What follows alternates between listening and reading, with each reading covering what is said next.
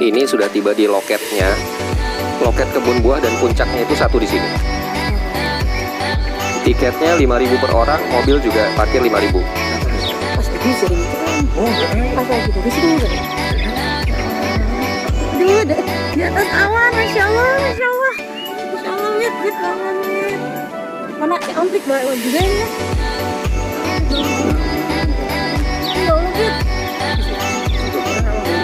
Semua orang juga begitu ya. Nah, adalah kayaknya. Waktu masih ke sana lagi. Ini bisa ke beberapa sana. Ini kali. Orang petugas ini partai ini. Oh masuk ke semua itu. Ke puncaknya masih agak jauh naiknya dari loket tadi ya. Dari mana? Mari kita ke parkir berarti ya?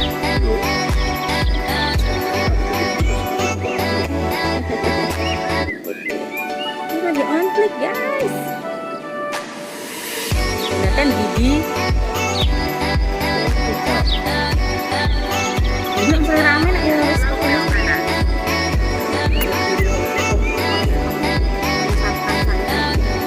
hitungan tajam. Tajam. Puncak ini.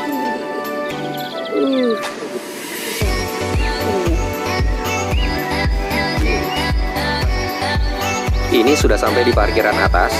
Sudah kelihatan banget nih wujud negeri di atas awannya. Oh ya, protokol kesehatan tetap ya. Nah itu di sebelah kanan, negeri di atas awannya. Real banget, gak kalah dari Bromo.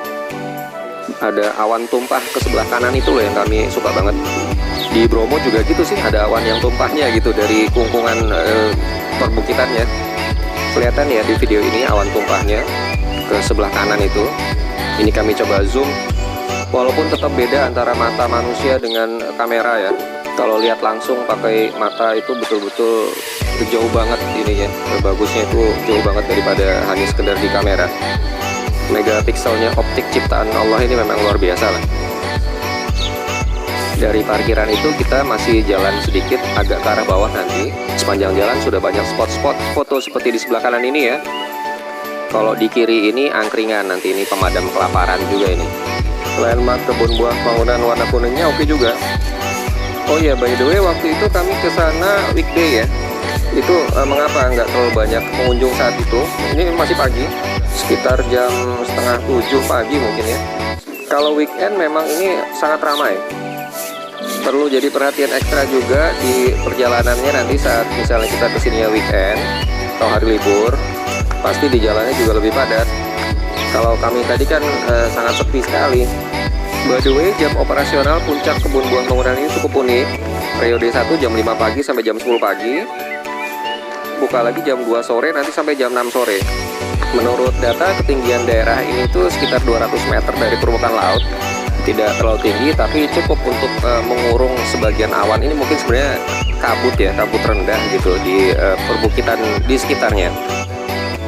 Nah, kita sudah mendekati area pandang, gardu pandang, dan spot-spot selfie-nya.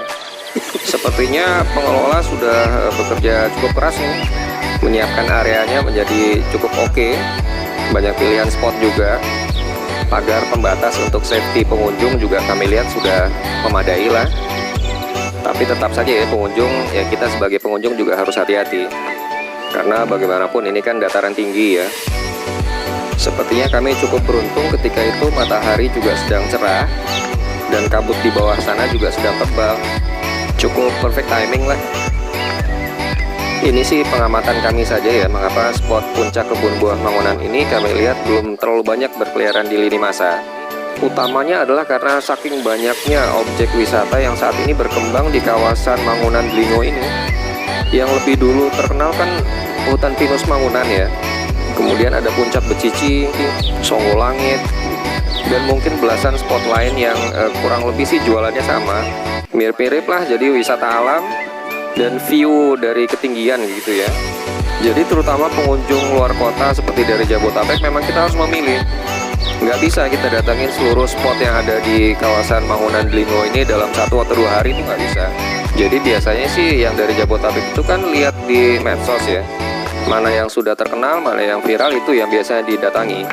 Ya mudah-mudahan sih, karena kami lihat potensinya puncak kebun buah Mangunan ini tinggi banget sebenarnya.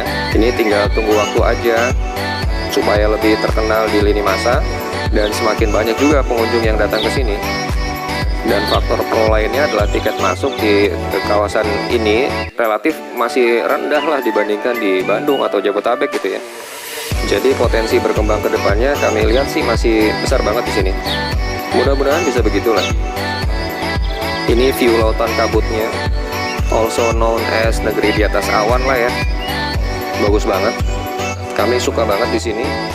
Kesannya damai gitu ya. Agak-agak mirip puncak-puncak perbukitan di Zhejiang, China ya sih. Yang sering juga kita lihat di lukisan-lukisan China zaman dulu itu loh.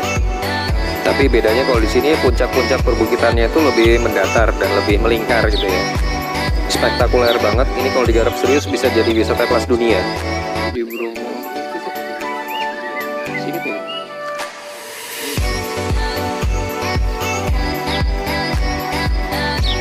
Kabutnya itu ngalir ke bawah, di sebelah kanan itu kayak sungai gitu, sungai kabut. Kemudian hilang terdispersi di sebelah kanan itu. Sekarang kami sudah naik lagi meninggalkan anjungan pandang tadi. Di sini ada semacam stepping garden lah, bisa foto-foto juga. Kalau ini area sebelah timur dari anjungan pandang yang tadi itu, kesannya lebih alami aja di bagian sini. Tapi view ke arah lautan kabutnya itu lebih luas di sini kalau menurut kami sih. Beberapa saung yang ada di sini bisa digunakan untuk duduk-duduk sebenarnya, atau kalau bawa makanan juga bisa piknik singkat nih. Worth it banget gitu loh piknik bersama keluarga di atas awan begini. For your information, bentang pegunungan di depan mata kita itu termasuk pegunungan Seribu ya. Membentang dari baratnya di Jogja sampai ke timurnya tuh di Jawa Timur lah. Kalau nggak salah sampai ke Kabupaten Tulungagung itu di Jawa Timur. Makam Raja-Raja Imogiri dan Mangunan juga termasuk dalam gugusan pegunungan Seribu ini. Deretan pegunungan Seribu didominasi oleh formasi batuan kapurnya. That's why kita cukup banyak menjumpai stalaktit dan stalagmit di gua-gua bawah tanah yang ada di deretan pegunungan selatan Jawa ini.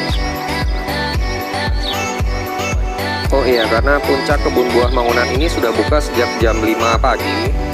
Very much welcome ya kalau mau datang ke sini pagi-pagi untuk melihat sunrise. Bahkan ini ada bapak-bapak goeser yang kami lihat malah sibuk motoin sepedanya. Ya nggak apa-apa juga sih, sepeda-sepeda sendiri. Kalau kita bergerak lebih ke timur lagi, di sini ada event panggung yang lebih besar atau bisa disebut juga ya saung lah, saung yang lebih besar lagi. Yang ini nih, nah ini sepertinya bisa untuk menggelar live music nih gitu, atau happening art lain yang sifatnya budaya. Bagus sih karena berarti sudah disiapkan begitu, sudah didesain demikian. Saungnya juga permanen dan kokoh banget. Kalau sedang tidak ada pertunjukan sih ya bisa digunakan untuk function hall lah. Karena kami bayangkan jika sedang padat pengunjung, ini membantu banget nih ada saung seluas ini. Karena daya tampungnya juga gede banget. Oke, sampai di sini perut kami yang belum sarapan ini memberontak. Langsung aja masuk ke salah satu warung yang berderet di sini. Warungnya bersih. Tapi kita kalau dari sini mau ke kebun buah itu gimana? Keluar dulu apa? Oh, keluar dulu. Oh, kalau ini tuh berarti emang cuma puncak ini itu aja. Pak, warungnya juga ramah banget. Oh kan arah lewat itu loh semua. By the way, tiba-tiba kabut tebal turun lagi ini. Masih jam daftar tahun ini kan kayak siang pes kemudian.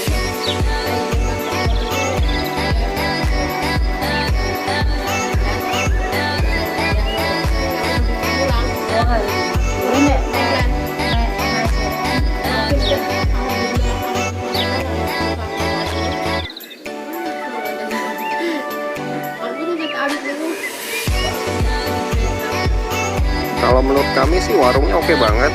Menunya murah-murah dan enak. Gorengan tuh cuma 1.000 loh guys. Wedang favorit kami ini 5.000. Nah ini gorengannya seperti ini, gede-gede juga. Ada souvenir aneka jamu-jamuan 15.000. Kami beli satu waktu itu. Instan gitu, jadi tinggal campur air aja udah jadi jamunya. Setelah selesai sarapan, kami bersiap-siap untuk pulang. Di dekat pintu keluar ini masih ada satu saung lagi, cukup menarik. Ada tetabuhan tradisional gejok lesung. Ini biasanya ditabuh beramai-ramai. Sayang waktu itu sedang tidak dimainkan. Kalau sedang pertunjukan sih ini cukup menarik. Oke, kami menuju parkiran luar kembali. Ini kurang lebih parkirannya seperti ini. Kapasitasnya sih cukup besar ya. Tadi saat berangkat kami sempat berpapasan dengan Hi-Ace. Elf kayaknya masih bisa naik ke sini, tapi bis 3/4 sih sepertinya sudah nggak bisa. Mau ke sana tadi ke satu mau ke sana. Jadi untuk sini tadi ada spot lagi. Mana tadi? Ada katanya gitu. Ya nggak bisa. Bagus banget loh teratanya loh. Warnanya.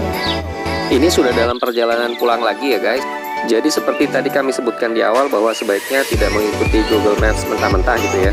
Setelah keluar dari loket, kami belok kanan. Ini parkir sebentar di pinggir jalan.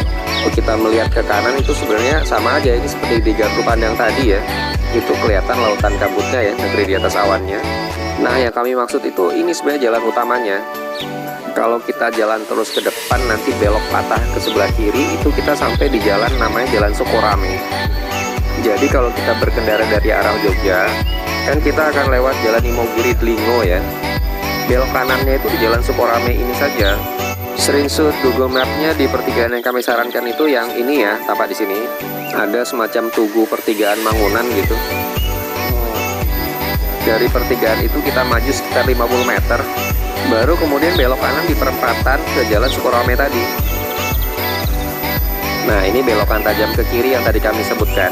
Kalau mau Anda bisa tag saja Homestay Family 96 Mangunan supaya diarahkan Google Maps ke sini. Wah gajah nih. Wisata alam bukit. Pangu. Tapi hampir sama lah ya. Oh kita ke sana berarti. Karena kami coba berulang-ulang, kalau tag langsung ke kebun buah Mangunan nanti diarahkannya lewat jalan kecil yang tadi itu. Jadi rute utamanya itu kira-kira seperti penggalan video ini ya.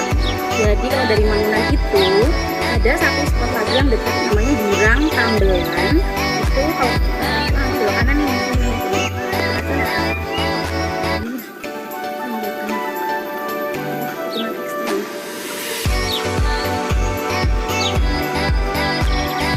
Tampak di sini ya rutenya jauh lebih lebar dan aman dibandingkan tadi saat kami berangkat ke kebun buahnya.